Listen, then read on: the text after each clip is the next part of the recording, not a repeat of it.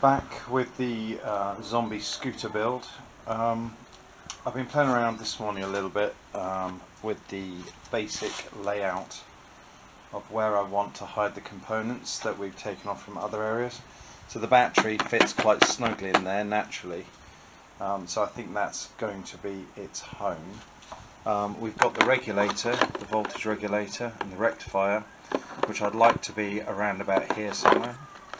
We've got the starter relay, which originally lives on the side here out. It just looks ugly and exposed, so I might take the opportunity to move that inside the bucket as well.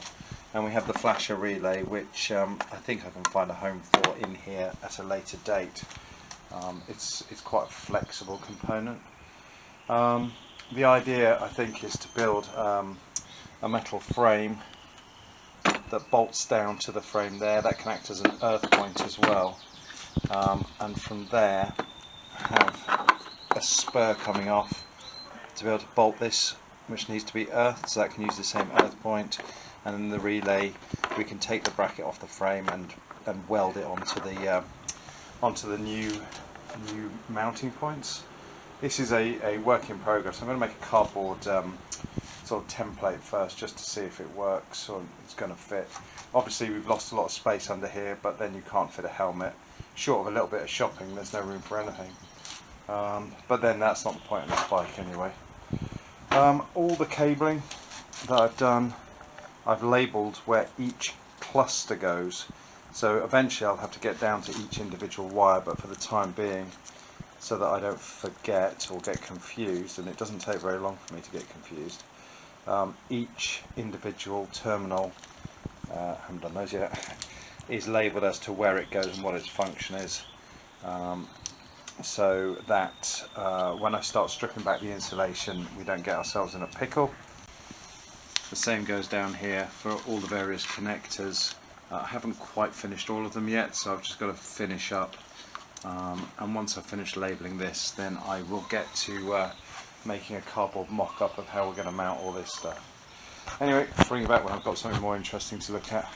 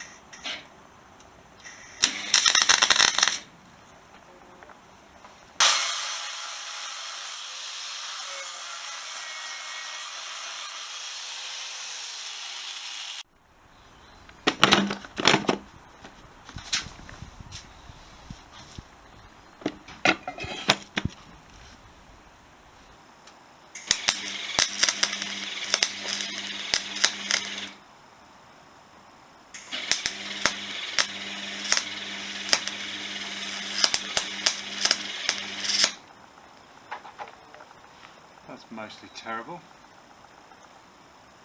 but it'll do.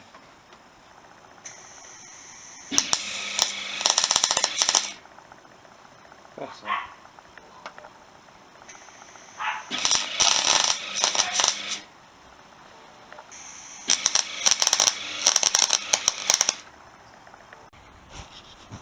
So, my first proper bit of fabrication.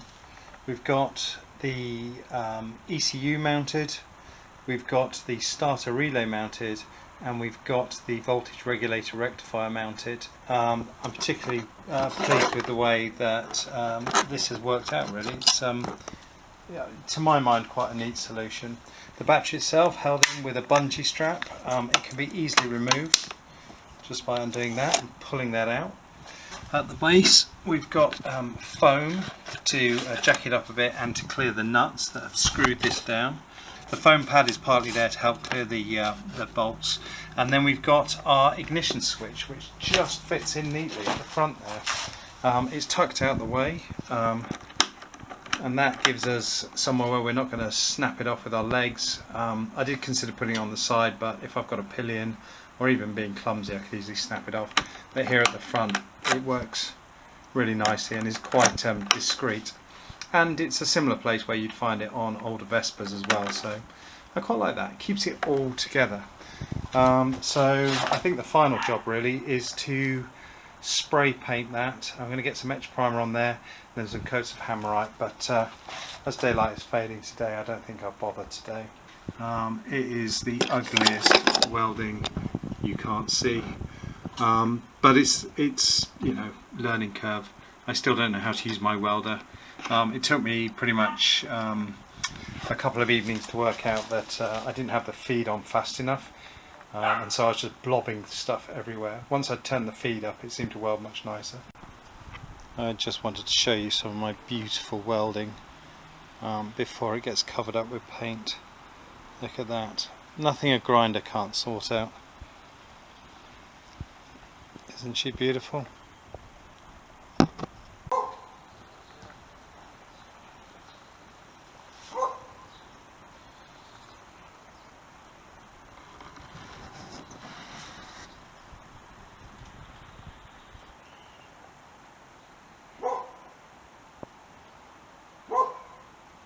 All painted up and back in the bike.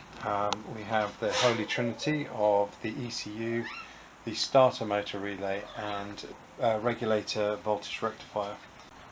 After an hour's work I've mocked up a cardboard dolly. I'm going to cut out the actual shape out of this and then hopefully transfer it to steel, and this will form the basis of the headlight mounting bracket.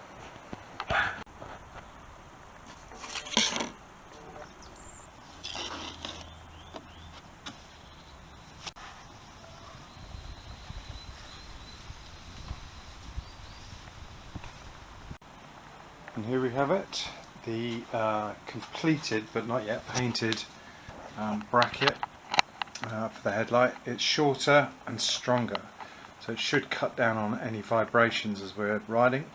The last one was a bit weeble wobbly. I've used the same gauge thickness of steel though, it's just a shorter distance between the bolts and the actual mounting point. And because it's adjustable in two planes, left and right and up and down, that should allow us to get that fairly accurate. So yeah, not bad for a morning's work I suppose. The next job to look at is a permanent bracket for this, so that I'm not relying on cable ties. I'm going to take a few minutes just to sort of work out what angle I want it to be and how far out of the handlebars, and then I'm going to make up a bracket and weld it to the handlebars. First real weld on the frame.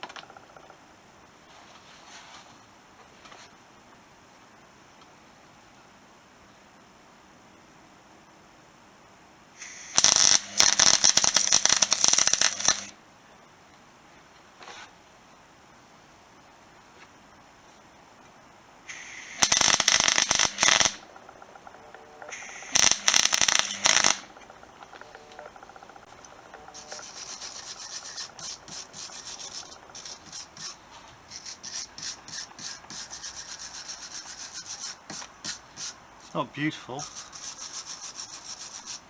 but it will probably do. Don't think it's going anywhere.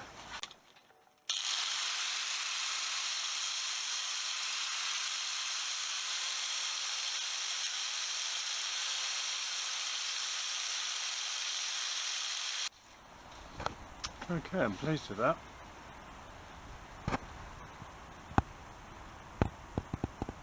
Securely welded on there. It's not the prettiest. It's as you can see, but it matches the Chinese welding, so I might just get away with it. The bracket itself seems to work. It's pretty secure. I haven't had to adjust the rake on it. I think I'm going to leave it as it is because it's about right when I'm sat there. And I do kind of like these retro style clocks. Oh, and just for interest point of view, this is out of a Chinese factory. You can see the clearance between this clock and this clock, and then the clearance between this clock and this clock. So this is the sort of thing I'm working with the Chinese bikes. I think my tolerances are better than the Chinese tolerances.